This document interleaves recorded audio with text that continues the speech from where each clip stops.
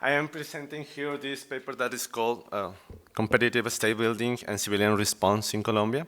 This is a paper that I'm working with Avi Steele and Jacob Shapiro. The motivation of this paper is based on the state building in war-affected contexts, where there is a lot of tensions respect how should be respected the rights of citizens, and also how to deal with the powerful competitors at local level, insurgents, drug trafficking organizations, and local elites. We focus on the Colombian context that Juan already introduced, and that this context is a frontier state where Colombia has settled new territories in the 19th century, and the state presence has been continuously challenged and undermined by local armed groups, local elites, and enabled by the prohibition of the drug trade. So the coca and drug trafficking has been a large source of income of these armed groups. And what had been the response of the central state has been basically to increase the local state presence on the periphery through different programs. The most recent program has been the implementation of the 2016 peace agreement.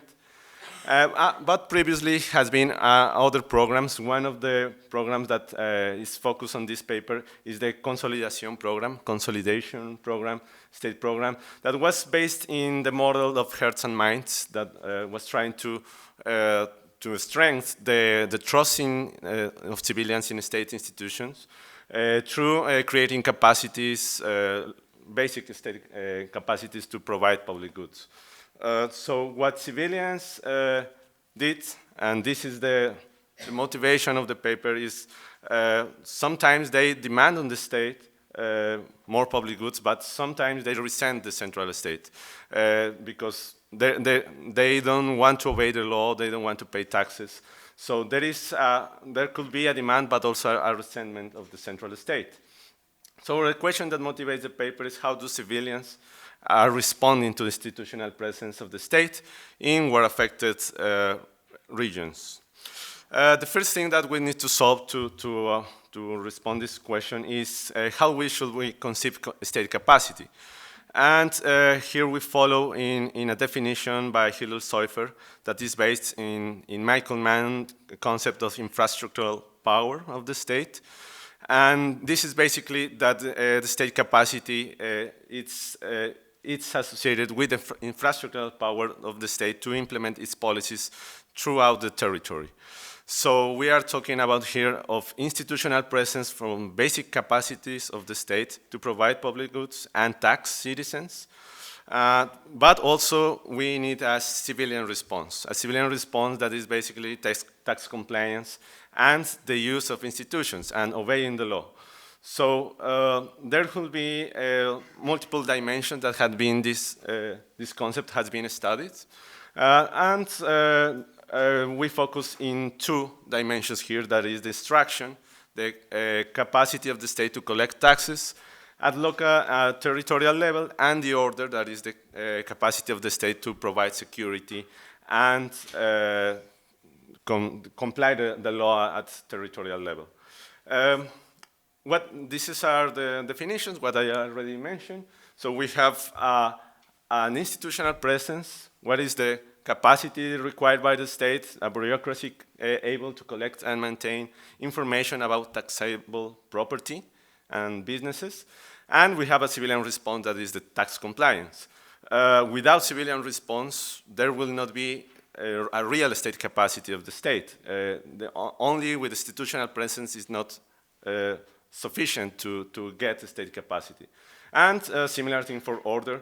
In this case, the definition is the state can uphold the rule of law, and we need institutional presence in terms of police, military institutions, but also we need a civilian response that is the use of the state institutions and obeying the law. Where we measure these two dimensions, extraction and order, we measure in the periphery of Colombia, in conflict-affected regions. We are not comparing main cities and peripheral regions, we focus on these peripheral regions that are basically placed in these red municipalities that are now placed in the regions prioritized by the 2016 peace agreement, and also they have a special representation in the House of Representatives. We have two sets of data. An observational panel that was collected in 92 municipalities in municipal seats, and this is the information about institutional presence. Which are the capacities of the state to collect taxes and provide order. And for the civilian response, we have this household panel survey that was collected mainly in rural populations in 78 of the 92 municipalities with observational data. And so we combine these two data sets to make our analysis. And so how we measure the state presence, we focus on measures of legibility, basically. For extraction, what we consider that is required for the local governments to collect taxes is basically the legibility of properties in rural areas and legibility of businesses. If we combine these two variables of legibility to produce a single measure of extraction that is basically a dummy that has the value of 1 if the local government is able to collect taxes. As Juan showed before, the main taxes at municipal level are properties and business taxes. So this is our measure of extraction, and for order, we have a similar logic, but in this case, is the legibility of thefts, robberies, and homicides in rural areas, and the presence of formal justice officials. If there is presence of these officials and legibility of thefts, robberies, and homicides, we consider that the municipality has institutional presence in form of order. So a quick look of the descriptives. So for extraction, we have 0.57% of municipalities that have legibility of properties, 37% of legibility of business establishments. But if we combine these two measures, we have an extraction index of 0.26. So 26% of the municipalities has extraction capacity to collect taxes. And a similar thing for order. So we also observed that between the two waves, there was a slight increase in extraction and order. And so we take advantage of this variation to run our analysis. For civilian response, basically what we have is the tax compliance, the use of formal institutions, and act according to the law. All of this is self-reported by the respondent in our survey. Which empirical analysis we run? We run first a cross-sectional analysis. We include an interaction between extraction and formal order to test to what extent these two variables combined are effects on the civilian response. And we also run heterogeneous effects by the influence of armed groups to capture this rivalry of these groups with the state. And we repeated the same analysis with the first difference estimation method to take advantage of our panel data and include controls at municipal and individual level. What we find, basically, that the use of formal institutions is the most responsive behavior at individual level. So for formal order, what we find is that in municipalities where there are formal order of the state, this legibility capacities of the state, there is a low use of formal institutions. And this relationship is not so strong. But when we focus on municipalities with extraction and formal order, there is a low use of formal institutions. The relationship is stronger. And this is, of course, compared to municipalities without one of these dimensions, without extraction or without formal order.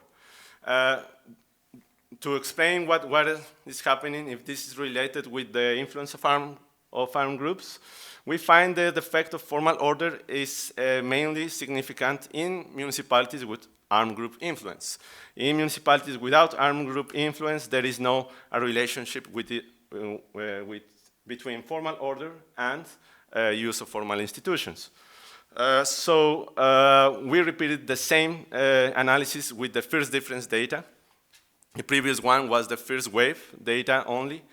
And when we run the same analysis with the first difference data, we have a different story. In this case, the use of formal institutions is higher when in municipalities with high levels of extraction and formal order. So we have that increase in these capacities, thank you, has increased the use of formal institutions. And to running the heterogeneous effects by influence of armed groups, we find that the positive effect of extraction appears only in municipalities with no armed group influence, and the contrary for formal order. In municipalities where there is an influence of armed groups, there are more use of formal institutions. Again, this is the story with the first difference analysis. So in conclusion, what we find is that the most important response from civilian behavior is the use of formal institutions.